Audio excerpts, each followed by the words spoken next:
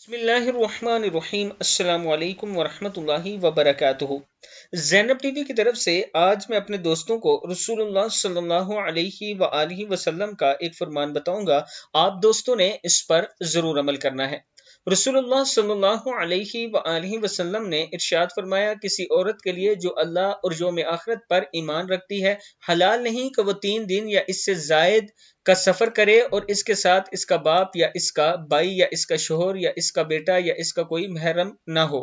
किताब का वाला ये नीचे मौजूद है। तिरमिजी की हदीस है कि किसी औरत के लिए ये जायज नहीं कि वो 3 दिन या इससे जायद का सफर अकेले करे, यानी उसके साथ किसी एक महरम का होना जरूरी है।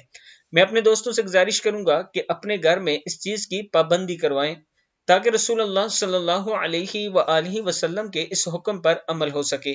आप दोस्तों ने इस वीडियो को आगे जरूर शेयर करना है और ज़ैनब टीवी को सब्सक्राइब करना है। अस्सलामु अलैकुम वरहमतुल्लाहि वबरकातुहू।